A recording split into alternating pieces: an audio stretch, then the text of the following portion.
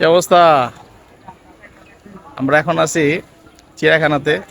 আমাদের রান্না বাচ্চা সব সামনে তিনটা আহ, দেখায় দাও।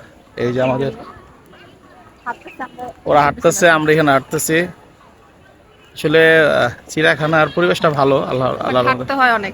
হাঁটতে হয় অবশ্যই, কারণ বাংলাদেশের 64টা জেলা থেকে চিড়িয়াখানায় মানুষ আসে। এটা আমাদের অনেক বড় একটা পাওয়া। আমাদের কাছে দেখে হয়তো বা আমরা একটু অ্যাভয়েড করি, কিন্তু আসলে চিড়িয়াখানায় আসা উচিত। কি বলো? হুম, অবশ্যই। আমার পাল্লা একটু কোলে নাও। তো যেটা হচ্ছে যে আসলে চিড়িয়াখানা আসা হচ্ছে এর জন্যই যে আমাদের পরিবারের ফ্যামিলির যে প্রতিটা সদস্য যারা আছে এদেরকে অন্তত পক্ষে এইসব জায়গায় পশু পাখি যেগুলো আছে এগুলো ওদেরকে একটু নিজ চোখে সরাসরি দেখানো উচিত। হ্যাঁ, ওরা তো মোবাইলে টোবাইলে দেখে।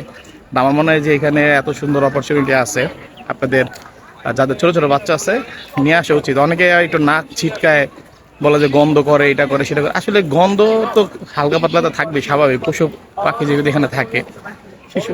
তো এখন আমার কথা হচ্ছে যে তারপরে এত সুন্দর একটা জিনিস যেখানে 64 জেলার মানুষ এখানে আসে। তো সেই ক্ষেত্রে আমরা যারা কাছে থাকি ঢাকার মধ্যে তাদেরকে উচিত ফ্যামিলি নিয়ে এখানে আসা। অন্তত আপনার না আসেন, ছোট ছোট বাচ্চা যারা আছে এদেরকে নিয়ে আসেন, এরা খুব এনজয় করে জিনিসটা। হ্যাঁ, তো আমরাও খুব এনজয় করতেছি আল্লাহর রহমতে। ওকে।